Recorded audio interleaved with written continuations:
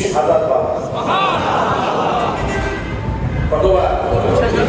এতবার যদি দেখা সাক্ষাৎ হয়, কথাবার্তা হয়, মহব্বত কমবে না বাড়বে? মায়া দেখলে মায়া বলে, গায়ে দেখলে কি হয়? মায়া বেড়ে যায়। এতবার দেখা সাক্ষাৎ হয়েছে। জিবরাইল আলাইহিস সালামের কাছে চোখের ইশারাতে বোঝাতে চাইলেন, মালাকুল মাউত পারমিশন চাচ্ছে, কি করলে ভালো হয়? জিবরাইল আলাইহিস সালাম বললেন,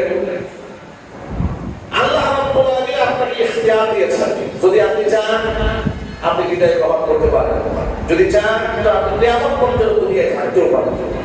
সুযোগ আল্লাহ আপনাকে দিয়েছে, তবে আল্লাহ তাআলা আপনার সাক্ষাতের অপেক্ষায় আছেন। এই কথা বলার পরে নবী করিম সাল্লাল্লাহু আলাইহি ওয়াসাল্লাম কিন্তু স্থির থাকলেন, খুব চুপচাপ থাকলেন। চুপচাপ থাকার পরে তিনি খুব পেরেশান বোধ করছিলেন। জিজ্ঞেস করা হলো, আপনার পেরেশানের কোন কারণ? তিনি বললেন, আমার পেরেশানের কোন কারণ আমার উম্মত। আমার উম্মতের দায়িত্ব কার কাছে দিয়ে আমি বিদায় হব, এটা আমার পেরেশানি। এই জিবরাইল, তুমি আল্লাহর কাছ থেকে আমাকে এই ফয়সালা দিয়ে দাও, আমার অনুপস্থিতিতে এই উম্মতের দায়িত্ব কার হাতে। জিবরাইল আলাইহিস সালাম আল্লাহর কাছ থেকে বহুদিন পারমিশন নিয়ে আসলেন। আল্লাহ পাক জানাইলেন, আমার হাবিব, চিন্তার কোনো কারণ নাই, পেরেশান হওয়ার কোনো বিষয় নাই। আপনার ইন্তেকালের পরে আপনার উম্মতের যে অংশের লোকেরা আপনার আদর্শকে পালন করে চলবে, এতদিন পর্যন্ত যাদের দেখভালের দায়িত্ব আপনি গ্রহণ করেছিলেন, আমি আল্লাহ রাব্বুল আলামিন আপনার উম্মতের সমস্ত অংশের মানুষগুলোর দায়িত্ব আমি আল্লাহ তাআলা নিজ হাতে গ্রহণ করে নিলাম। উম্মতের ব্যাপারে সম্পূর্ণ নিশ্চিত হওয়ার পরে আল্লাহ হাবিব শাহাদাত করে উঠা করে বললেন, আল্লাহুম্মা রাফিকাল আলা, আল্লাহুম্মা রাফিকাল আলা, আল্লাহুম্মা রাফিকাল আলা। তিনবার বললেন, আমি আমার সেই মহান বন্ধুর সাথে মিলিত হতে চাই, আমি আমার মহান বন্ধুর সাথে মিলিত হতে চাই, আমি আমার মহান বন্ধুর সাথে মিলিত হতে চাই। আল্লাহু আকবার। আমার প্রিয় বন্ধুরা, নবী করিম সাল্লাল্লাহু আলাইহি ওয়াসাল্লাম ইন্তেকাল লাগ বহু জন্য পেরেশান ছিলেন। দুনিয়া থেকে বিদায় হয়ে যাওয়ার পরেও পেরেশান।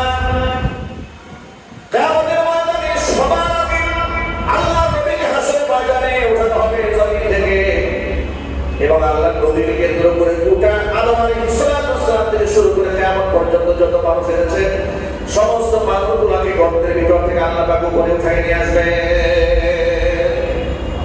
মানুষগুলো হাসরের ময়দানে এত পেরেশান, এত অস্থির সেদিকে হয়ে যাবে, মানুষগুলা পাগল করা হয়ে দৌড়তে থাকবে যে কার কাছে গেলে একটু সুপারিশ পাওয়া যাবে। রবের সামনে কেউ কথা বললে সকলে ইয়া নাফসি বলছে। মানুষগুলা দৌড়িয়ে হযরত আদম আলাইহিস সালামের কাছে চলে যাবে। আদম আলাইহিস সালামের কাছে গিয়ে বলবেন, আদম, আপনি আমাদের পিতা, ইসফাআলি দুররিয়াতি, আপনি আপনার সন্তানদের জন্য আল্লাহর দরবারে আজকে সুপারিশ করুন। আদম আলাইহিস সালাম বলবেন, আনা রাসূলুল্লাহ, আমি এর উপযুক্ত নই, আমার দ্বারা এটা সম্ভব নয়, তবে আমি তোমাদের একটা সাজেস্ট করি, তোমরা আমার কাছে যে এসেছো, তোমরা আল্লাহ নবী নূহ আলাইহিস সালাম তার কাছে যাও, তিনি হয়তো কিছু একটা করতে পারবেন। সমস্ত মানুষগুলা দৌড়ে হযরত নূহ আলাইহিস সালামের কাছে যাবেন। নূহ আলাইহিস সালাম এক কথা বলবেন, আনা রাসূলুল্লাহ, আমি এর উপযুক্ত নই, বরং একটা কাজ করো, তোমরা হযরত ইব্রাহিম আলাইহিস সালামের কাছে যাও। ইব্রাহিম আলাইহিস সালামের কাছে চলে যাবেন, তিনি আমাদের জাতির পিতা হন। তিনি কি হন? জোরে বলেন তো, সবাই বলেন না, তিনি কি হন? জাতির পিতা। তাকে বলা হবে, আপনি একটু আল্লাহর কাছে সুপারিশ করেন।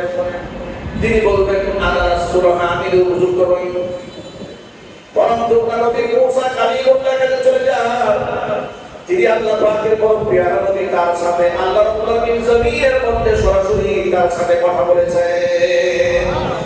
তার কাছে যাও।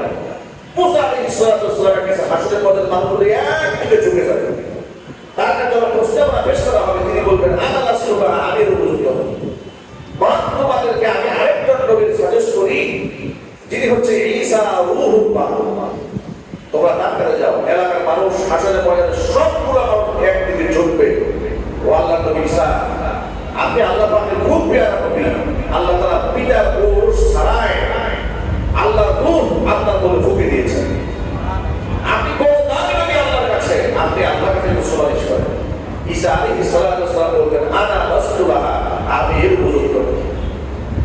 শাফাতের উপযুক্ত নই, আল্লাহর সামনে কথা বলার সাহস আমার নাই। আমার নিজের কি হবে সেটা আমি জানি না। খ্রিস্টান সম্প্রদায়ের লোকেরা আমাকে আমার মাকে রব বানায় বসেছিল। আজকে আল্লাহর সাথে আমার কি মহামানা হয় এটা নিয়ে আমি বড় পেরেশানে আছি। বললাম তোমাদেরকে আমি এমন একজন ব্যক্তির সন্তান দেই, তিনি একমাত্র উপযুক্ত, তিনি আর কেউ নন, তিনি আর কেউ নন। দুনিয়া আখিরাতের বাদশা, আখিরে জান্নাত পয়গম্বর বিশ্বনবী মুহাম্মদ রাসূলুল্লাহ সাল্লাল্লাহু আলাইহি ওয়াসাল্লামের দ্বারস্থ তোমরা হয়ে যাও। হাসরের ময়দানে মানুষগুলো সব দৌড়ে সর্বশেষ আবার আপনার নবীর কাছে আসবেন, বলবেন ইসফা আলানা, আপনি তো আল্লাহর কাছে আমাদের জন্য সুপারিশ করেন, আপনি আল্লাহর হাবিব, আপনি আল্লাহর দোস্ত, আপনার কথা নিশ্চয় আল্লাহ শুনবেন। এই কথা বলার পরে রাসূল বলবেন আনা লাহা, আনা লাহা, নিশ্চয়ই আমি এর হকদার, আমি এর উপযুক্ত, নিশ্চয় আমার রবের সামনে আমি এর হক রাখি, আমি কথা বলবো রবের সামনে। তিনি শাফাআতে কুবরা, শাফাআতে সুগরা, দুই ধরনের সুপারিশ আল্লাহর কাছে পেশ করবে। প্রথমত সুপারিশ হবে বিচার কার্য শুরু হওয়ার জন্য। সুবহানাল্লাহ, সুবহানাল্লাহ, আর হুজুর আল্লাহু আকবার। বিচার কার্য যখন শুরু হবে, নবী করিম সাল্লাল্লাহু আলাইহি ওয়াসাল্লাম আল্লাহর সামনে কেঁদে এত বেশি কান্না করবেন আর এত বেশি প্রশংসা করবেন। কোন বাক্যে প্রশংসা করবেন? রাসূল বলেন লা আতাদিরু আলাইহি, ওই শব্দগুলো এখন আমি বলতে পারবো না, কিন্তু কিয়ামতের দিন আল্লাহ তাআলা ইলহাম করে আমার অন্তরে সেই শব্দগুলো ঢেলে দিবেন। আমি সেই নতুন নতুন শব্দে আমার রবের প্রশংসা করব। একটা পর্যায়ে আল্লাহ তাআলা আমাকে সুযোগ দেবেন, আমাকে বলবেন ইরফা ইয়া মুহাম্মদ, ইরফা রাসাক, মাথা উঠান, আপনি মাথা উঁচা করুন। ওয়া কুল ইউসমা, আপনি আজকে বলবেন, আপনার কথা আজকে শোনা হবে। ওয়াসাল তুরতা, আজকে আপনি চাবেন, আপনাকে দেওয়া হবে। ওয়াসমা তুসাফা, আপনি সুপারিশ করুন, আপনার সুপারিশ মঞ্জুর করা হবে। আল্লাহু আকবার। আল্লাহ নবী কালাম চারটা অপশন কথা বলুন, মাথা উঠান, আপনি বলুন, শোনা হবে। আপনি আজকে কথা বলেন, শোনা হবে। আপনি আজকে চান, আপনাকে প্রদান করা হবে। আপনি আজকে যা চান দেওয়া হবে। আপনি সুপারিশ করুন, আপনার সুপারিশ মঞ্জুর করা হবে। প্রথম সুপারিশ হবে শাফাআতে কুবরা, বিচার কার্য শুরু হওয়ার জন্য। বিচার কার্য যখন শুরু হয়ে যাবে, মানুষের চিন্তা পেরেশানির কোনো শেষ থাকবে না। এমন সময় আল্লাহর পক্ষ থেকে রাসূলকে একটা অফার দেওয়া হবে। যে অফারটা হচ্ছে মুহাম্মদ আদখিল মিন উম্মাতিকা মান লা হিসাব আলাইহি মিনাল বাবিল আইমান, জান্নাতের আইমান নামক দরজা দিয়ে, জান্নাতের ডান পাশ থেকে একটা দরজা আছে, এই দরজা দিয়ে আপনি আপনার উম্মতের ওই সমস্ত ব্যক্তিদেরকে বাছাই করে জান্নাতে প্রবেশ করান যাদের আমলের কোনো হিসাব হবে না। সুবহানাল্লাহ, জোরে বলেন সুবহানাল্লাহ। আচ্ছা, ওই সৌভাগ্যবান ব্যক্তিদের কাতারে আমাদের থাকার দরকার আছে না? আছে। আচ্ছা, ধরেন যদি হিসাব শুরু হয়, বাঁচার কোনো উপায় আছে? শুধু কি আপনাদের উপায় আছে? উপায় নাই। খতিব সাহেবের কোনো উপায় নিশ্চয় আছে নাকি? পৃথিবীর কারো কোনো উপায় নেই। জোরে বলেন ঠিক কিনা? দুনিয়ার সামান্য বিচার শুরু হলে যদি সঠিক বিচার হয়, মানুষ ধরা খেয়ে চিন্তা হয়। আর আল্লাহর বিচার, যিনি আলিমুল বিদাতিস সুদূর, যিনি ভিতরের খবর রাখেন। মানুষ তো বিচার করে শুধু বাহ্যিক দৃশ্য দেখে, চিন্তা হয়। আর এখানে আল্লাহ ভিতরের খবর রাখেন, বাহিরের খবর রাখেন। তিনি যদি আমার হিসাব শুরু করেন, আমার কি মুক্তির কোনো পথ থাকবে? থাকবে না। এই জন্য আল্লাহ পাক যেন সেদিন বিনা হিসেবে জান্নাতের ফয়সালা আমাদের জন্য করে দেন। জোরে বলা আমিন। নবী করিম সাল্লাল্লাহু আলাইহি ওয়াসাল্লাম উম্মতের বিরাট একটা অংশের মানুষদেরকে বিনা হিসেবে নিজ হাতে জান্নাতের পথে ঢোকাবেন। যে দরজা দিয়ে ঢোকাবেন, হাদিস শরীফের মধ্যে এসেছে, ওই দরজার চৌকাঠ, এর প্রশস্ততা, এর ব্যাপ্তি, এর বিশালতা এত বেশি, একসাথে 7 লক্ষ মানুষ জান্নাতে প্রবেশ করবে, কারো গায়ে কারো টাচ লাগবে না। সুবহানাল্লাহ। এই প্রশস্ত জান্নাতের মধ্যে আল্লাহ অসংখ্য মানুষকে ঢোকাবেন। কিন্তু এত মানুষকে জান্নাতে ঢোকাবার পরে কবি চিন্তায় করে কান্না করতেছে। এত মানুষকে জান্নাতে ঢোকায় দেওয়ার পরে নবী চিন্তায় করে কান্না করছেন আর প্রশংসা করছেন আল্লাহ পাকের। আল্লাহ পাক বলবেন হাবিব কেন কান্না করেন? ইরদিয়া মুহাম্মদ ইরফা ওয়াসাক মাথা ওঠান ওয়াকুল ইউসমা, আপনি বলুন আজকে কি বলেন, আপনার তাসবিহ বলবেন, আপনার কথা শোনা হবে। ওয়াসাল দোয়া, আপনি জান্নাত তাকে প্রদান করা হবে। ওয়াসফা তুশাফা, আপনি সুপারিশ করে মঞ্জুর করা হবে। আল্লাহ নবী মাথা উঠাবেন, উঠে বলবেন রব্বুল আলামিন আমার উম্মতের বিহত একটা অংশের মানুষকে আমি দেখতে পাচ্ছি জাহান্নামের মধ্যে হাবুডুবু ভুগাচ্ছে। আল্লাহ পাক বলবেন যাদের অন্তরের মধ্যে বুটের দানা পরিমাণ ঈমান আছে, বুট যেটা বুট, জব যেটা জব, গম যেটা গম, এটা গমের দানা যেটা গম, গমের যে বীজ গম, এই গমের দানা পরিমাণ ঈমান যাদের অন্তরে আছে, বুট পরিমাণ ঈমান যাদের অন্তরে আছে, আখরে দিয়া মুহাম্মদ, এই মুহাম্মদ আপনি জাহান্নাম থেকে এদেরকে বের করে দেন। এদেরকে আমি জাহান্নাম রাখবো। সুবহান কে বলেছেন এগুলো বের করে দেন। নবী করিম সাল্লাল্লাহু আলাইহি ওয়াসাল্লাম নিজ হাতে বাছাই করে জাহান্নাম থেকে বিরাট একটা অংশের মানুষকে বের করে নিয়ে আসেন। এতেও নবীজি শান্ত হবেন না, আবার সেজদায় করবেন,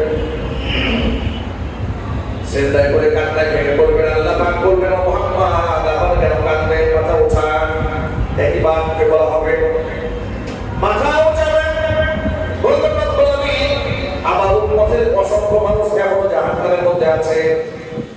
আল্লাহ পাক বলবেন তাহলে কাজ করেন, যাদের অন্তরে আদনা শাইরাতিন, যাদের অন্তরে বুটের দানার চেয়ে কম, জবের দানার চাইতে কম যাদের ঈমান আছে, এদেরকে জাহান্নাম থেকে বের করে নিয়ে আসে। আবার অনেক মানুষদেরকে জান্নাত থেকে নবী করিম সাল্লাল্লাহু আলাইহি ওয়াসাল্লাম বের করে নিয়ে আসবেন। দ্বিতীয়বার আবার কাঁদবেন, আবার সিজদায় পড়ে যখন কান্না ভেঙে পড়বে আল্লাহ পাক বলবেন হাবিব এখন কেন কাঁদলেন? নবীজি একই কথা বলবেন উম্মতের জন্য কাঁদছি। উম্মতের বিরাট একটা অংশের মানুষ এখনো জাহান্নামের আগুনের মধ্যে আগুন ঢুকাচ্ছে। আল্লাহ পাক বলবেন আমার হাবিব যাদের অন্তরে আদনা মিন শাই, একেবারে উটের দানার চাইতে কম, তার চাইতে কম ঈমান তাদের অন্তরে আছে, এবং একজন মানুষকে জাহান্নামে রাখা হবে না, সবগুলোকে বাছাই করে আপনি জান্নাতে নিয়ে যান। দ্বিতীয় মর্তবা চান্স হয়ে গেলেন, দ্বিতীয়বার উম্মতের জন্য কাঁদলেন। এতগুলো মানুষদেরকে জান্নাতের মধ্যে ঢুকাই দেওয়ার পরে নবীজি শান্ত হন না, এবার চতুর্থবার আবার সেজদায় করে কান্না ভেঙে পড়বেন। এত কাঁদা কাঁদবেন, চিন্তা ভাবনা করে দেখেন এটাই নবীর জন্য লাস্ট চান্স, এর করার সুযোগ নাই। যতবার তিনি সুযোগ পেয়েছেন শুধু উম্মতের কথাই বলেছেন, একবার ছেলের কথাও বলেন নাই, মেয়ের কথাও বললেন না, স্ত্রীর কথাও বললেন না, যে খাদিজাকে এত ভালোবাসলেন জান্নাতুল বাকিতে দাঁড়িয়ে দাঁড়িয়ে যার জন্য আল্লাহকে বলেছেন রব্বুল আলামিন দুনিয়া থেকে আমি আমার খাদিজাকে হারিয়ে ফেলেছি, কিয়ামতের ময়দানে আমি যেন আমার খাদিজাকে না হারায় যাই।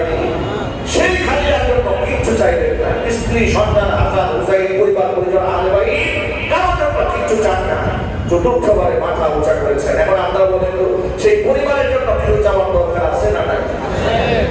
আছে না নাই? কিন্তু না, তিনি তাও চাইলেন। আল্লাহু আকবার বলেন। আল্লাহ পাক যে বললেন কোরআনে যে তোমাদের ভেতর থেকে এমন একজন রাসূল এসেছে হারিসুন আলাইকুম, তোমাদের কল্যাণের জন্য ঈমানের জন্য এতটা লালায়িত হবে, তোমাদের কষ্টে তিনি মারাত্মক কষ্ট অনুভব করেন, তোমাদের প্রতি পরম দয়ালু। এর বাস্তব নমুনা হাসরের ময়দানে নবী করিম সাল্লাল্লাহু আলাইহি ওয়াসাল্লাম এইভাবে দেখাবেন।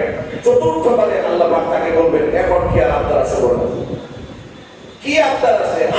আপনার ঈমানদার ব্যক্তিদেরকে বাছাই করে আপনি জান্নাতে নিয়ে গেছেন, তার কি বাকি আছে? হুজুর বলবেন আল্লাহ এই শেষ আপনার, এরপর আমার কোনো আপনার না, এমন একটা আপনার করে বসবে আগে কোন আল্লাহু আকবার। এজন্য এই কথাটা খুব মনোযোগ সরকারের সরকার খরগোশের মতো কানটা একদম টান টান করে খাড়া করে রাখে।